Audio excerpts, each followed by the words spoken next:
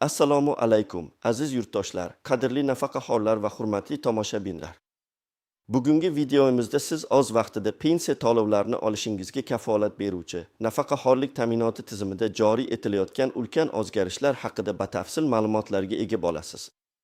Bu shunchaki yangilik emas, bu yillar davomida ko'plab nafaqaxo'rlarimizni qiynab kelgan, pensiyam oz vaqtida kelarmikan degan savolga nihoyat aniq va xotirjamlik bag'ishlovchi javob topildi, desak mubolag'a bo'lmaydi. Har bir inson hayotining eng gullagan davrini mehnatga, jamiyat rivojiga bag'ishlaydi. Yoshlikdan to keksalikka qadar vatan taraqqiyoti uchun ter to'kadi, tinimsiz izlanadi, oilasi va farzandlari kelajagi uchun yelkama-yelka turadi. Sizning har bir som nafaqangizda ana shu peshona teringiz, yillar davomida qilgan sadoqatli mehnatingiz, qancha mashaqqatli kunlaringiz mujassam. Siz vatanimiz ravnaqi, farzandlarimiz kamoli uchun umringizni, kuchingizni ayamadingiz, ozingizni ayab qolmadingiz. Ne mashaqqatli kunlarni boshdan kechirdingiz, ro'zg'or kamini to'ldirish uchun, bolalaringizning kelajagi uchun tunu kun tinim bilmadingiz. Ammo o'sha fidokorona mehnatlaringizning mevasi bo'lmish nafaqangizni kutganingizda, u kechiksa, bir kun emas, 2 kun emas, balki bir necha kunga cho'zilsa, qanday alamli holatga tushasiz? Bu adolatdanmi? Bu sizning haqqingizga nisbatan hurmatsizlik emasmi? Sizning hayotingizda shunday holatlar bo'lganmi? Izohlarda o'z tajribangiz bilan o'rtoqlashing. Qancha yil ishlaganingizni, o'sha og'ir davrlarda qanday qiyinchiliklarni boshdan kechirganingizni va pensiya kechikkanida nimalarni his qilganingizni yozib qoldiring. Biz sizning hikoyalaringizni eshitishga, siz bilan birga bo'lishga tayyormiz. Zero siz yolg'iz emassiz va sizning ovozingiz biz uchun juda muhim. Bu kabi muhim yangiliklarni o'tkazib yubormaslik, pensiya qonunchiligidagi har qanday o'zgarishlardan birinchilardan bo'lib xabardor bo'lish va o'z huquqlaringizni himoya qilishda kuchli yuridik yordamga ega bo'lish uchun kanalimizga obuna bo'lishni unutmang. Bizning kanalimizda siz nafaqat yangiliklarni, balki ularni tushuntirish, amaliy tavsiyalar va huquqiy yordamni ham topasiz. Zero biz sizning huquqiy savodxonligingizni oshirishga va qonuniy manfaatlarni himoya qilishga doim tayyormiz. Keling, avval vaziyat qanday bo'lganiga bir nazar tashlaylik. Yillar davomida O'zbekiston Respublikasi Moliya vazirligi huzuridagi budjetdan tashqari pensiya jamg'armasi muntazam ravishda o'z mablag'lari tanqisligiga duch kelardi. Bu degani jamg'arma o'z zimmasidagi barcha nafaqa to'lovlarini o'z vaqtida va to'liq amalga oshirish uchun doimiy ravishda yetarli moliyaviy zaxiraga ega bo'lmagan. Bunday holatda albatta to'lovlarni o'z vaqtida amalga oshirishni ta'minlash maqsadida davlat umumiy budjetidan shoshilinch moliyaviy yordam, ya'ni qo'shimcha mablag'lar ajratilishi talab qilinardi. Bu har bir marta qayta takrorlanadigan murakkab jarayon bo'lib, bir tomondan davlat budjetiga qo'shimcha yuk bo'lsa, ikkinchi tomondan aynan siz, aziz nafaqaxo'rlarimiz uchun to'lovlarda kechikish xavfini keltirib chiqarardi. Ba'zida bu kechikishlar bir necha kunga, ayrim hollarda esa hatto undan ham ko'proq muddatga cho'zilib, ko'plab fuqarolarimizning xavotiriga sabab bo'lardi. Bu nafaqat moliyaviy muammo edi, balki bu eng avvalo nafaqaxo'rlarimizning davlatga bo'lgan ishonchiga putur yetkazardi, ularning ijtimoiy himoyalanganlik hissini pasaytirardi. Axir, nafaqa bu shunchaki pul emas, bu yillar davomidagi mehnatning samarasi va qariyalarimizning hayotiy ehtiyojlarini qondirishning asosiy manbaidir. Uni o'z vaqtida ololmaslik, bu katta ruhiy bosim, ayniqsa dori-darmonlar, oziq-ovqat va kommunal to'lovlar uchun har bir tiyin muhim bo'lgan sharoitda. Ana endi vaziyat tubdan o'zgaradigan yangi yechim haqida so'z ochaylik. Hukumatimiz ushbu doimiy muammoning ildizini bartaraf etish maqsadida jiddiy va uzoq muddatli yechimni topdi. 2026-yilning yanvar oyidan boshlab pensiya to'lovlarining uzluksiz va kunma-kun amalga oshirilishini kafolatlash uchun davlat moliyaviy oqimlarini qayta yo'naltirdi. Endi bu qanday ishlaydi? Davlat budjeti tashkilotlaridan yig'iladigan jami ijtimoiy soliqning 98%gacha bo'lgan qismi to'g'ridan-to'g'ri budjetdan tashqari pensiya jamg'armasi hisobiga o'tkaziladi. Bu shunchaki kichik bir texnik o'zgarishdek tuyulishi mumkin, ammo aslida bu butun tizimni xavfsiz holatga keltiruvchi, makro darajadagi har qanday uzilishlardan to'lov tizimini himoya qilishga qaratilgan ulkan qadamdir.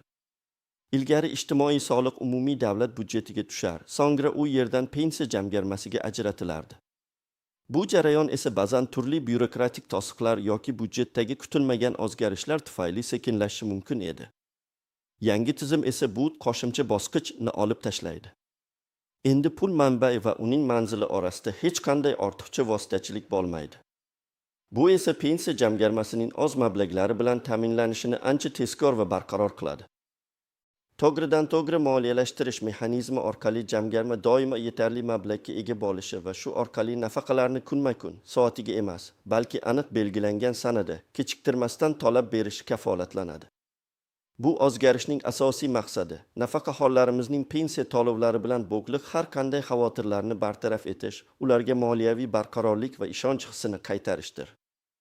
Bu chora-tadbirlar hukumatimizning ijtimoiy sohada olib borayotgan siyosatining yorqin namunasidir. Bu shuni anglatadiki, davlatimiz nafaqaxonlarga g'amxo'rlik qilishni o'zining ustuvor vazifalaridan biri deb biladi. Ayni damda tizimning umumiy barqarorligi tufayli barcha nafaqaxonlarimiz endi makro darajadagi uzilishlar xavfidan himoyalangan desak to'g'ri bo'ladi. Ya'ni fondda mablag' yetishmasligi sababli umumiy kechikishlar deyarli nolga tushadi. Ammo shuni ham unutmaslik kerakki, har bir fuqaroning shaxsiy hujjatlari, ish staji va hisob-kitoblarning to'g'riligi haligacha muhim ahamiyat kasb etadi. Kimlar xavf zonasida bo'lishi mumkin edi? Avvallari aynan o'z pensiyasiga butunlay qaram bo'lgan, boshqa daromad manbaiga ega bo'lmagan fuqarolarimiz pensiya kechikishlaridan eng ko'p zarar ko'rishardi. Dori-darmonlar, oziq-ovqat xarid qilish, kommunal to'lovlarni o'z vaqtida amalga oshirishda qiyinchiliklarga duch kelishardi. Endi esa bu muammo jiddiy darajada kamayadi. Pensiya miqdorining oshirilishiga kelsak, bu masalaga yangi tizim qanday ta'sir ko'rsatadi? Davlatimizda pensiyalar miqdori muntazam ravishda inflyatsiya darajasi va prezident farmonlariga asosan oshirib boriladi. Yangi tizim pensiya miqdorini oshirmaydi, ammo u barcha oshishlar va qayta hisob-kitoblar natijasida belgilangan pensiya miqdorlarining o'z vaqtida va to'liq to'lab berilishini kafolatlaydi.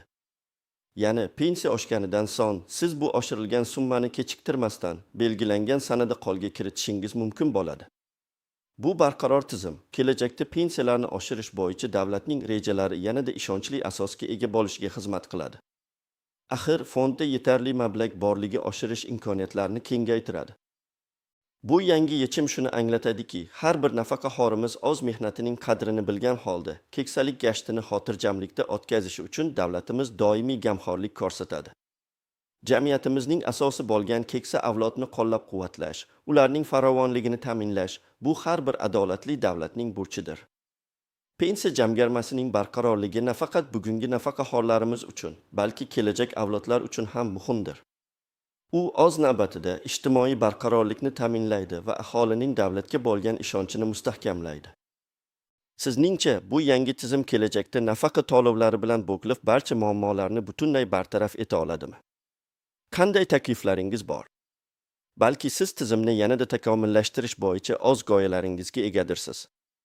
Izohlarda o'z fikringizni bildiring. Biz har bir fikrni diqqat bilan o'rganib chiqishga tayyormiz. Endi esa bu yangi sharoitda o'z huquqlaringizni maksimal darajada himoya qilishingiz uchun bir nechta amaliy tavsiyalar beraman. Birinchi navbatda pensiya hisob-kitoblaringiz va barcha hujjatlaringiz tartibda ekanligiga ishonch hosil qiling. Ish staji, maosh haqidagi ma'lumotlar, pasport nusxasi va boshqa shaxsiy hujjatlaringizning to'g'ri rasmiylashtirilganligini muntazam tekshirib turing. Agar biron bir xatolik yoki nomuvofiqlik bo'lsa, uni imkon qadar tezroq bartaraf etish choralarini ko'ring. Bu sizning pensiya miqdoriga to'g'ridan to'g'ri ta'sir qiluvchi muhim omil bo'lib qolaveradi. Ikkinchidan, rasmiy manbalardan ma'lumot olishga odatlaning. Pensiya jamg'armasi, Moliya vazirligi, Adliya vazirligi veb-saytlarini muntazam kuzatib boring. Bizning kanalimiz ham sizga ishonchli va dolzarb ma'lumotlarni taqdim etishga harakat qiladi. Turli mishmishlar va noto'g'ri ma'lumotlarga ishonmang, faqat tasdiqlangan manbalarga murojaat qiling. Uchinchidan, hozirgi kunda ko'plab xizmatlar raqamlashtirilgan. Yagona interaktiv davlat xizmatlari portali Mi.gov.uz orqali o'z shaxsiy kabinetingizdagi pensiya ma'lumotlarini muntazam tekshirib boring. Bu yerda siz pensiya miqdori, to'lovlar tarixi va boshqa kerakli ma'lumotlarni onlayn tarzda ko'rishingiz mumkin. Agar qandaydir nomuvofiqlik topsangiz, darhol tegishli idoralarga murojaat qiling. To'rtinchidan, agar pensiya to'lovi bilan bog'liq muammoga duch kelsangiz, uni hal qilishdan tortinmang. Avvalo, pensiya jamg'armasining hududiy bo'limiga murojaat qiling. Agar bu murojaat natija bermasa, yuqori turuvchi tashkilotlarga, prokuraturaga yoki sudga murojaat qilish huquqingiz bor. Eng muhimi, o'z huquqlaringizni bilish va ularni himoya qilishda faol bo'lishdir. Esda tuting, sizning har bir murojaatingiz vaziyatni o'rganish va yaxshilashga xizmat qiladi. Biz yurist sifatida doimo sizning yoningizdamiz va kerakli huquqiy maslahatlarni berishga tayyormiz. Xulosa qilib aytganda, davlatimiz tomonidan qabul qilingan bu yangi qaror nafaqaxonlarimizning hayotini yanada barqaror va xotirjam qilishga qaratilgan muhim qadamdir. Bu nafaqat moliyaviy barqarorlikni ta'minlaydi, balki jamiyatimizda keksa avlodga bo'lgan hurmat va e'tiborni yanada oshiradi. Ushbu tizimli o'zgarishlar tufayli pensiya jamg'armasi kelgusi yillarda o'z zimmasidagi barcha majburiyatlarni to'liq va o'z vaqtida bajarishga qodir bo'ladi. Bu kelajakka ishonch bilan boqish imkoniyatini beradi. Shunday ekan, aziz do'stlar, videomizning boshida bergan savolimizga qaytsak, endi siz pensiyam o'z vaqtida kelarmikan degan xavotirdan butunlay xalos bo'ldingizmi deb ayta olamizmi? Yoki hali ham sizni qandaydir xavotirlar qiynamoqdami? Sizning javobingiz, sizning shaxsiy fikringiz va hissiyotingiz biz uchun juda qadrli va muhim. Izohlarda o'z fikringizni bildirishni unutmang.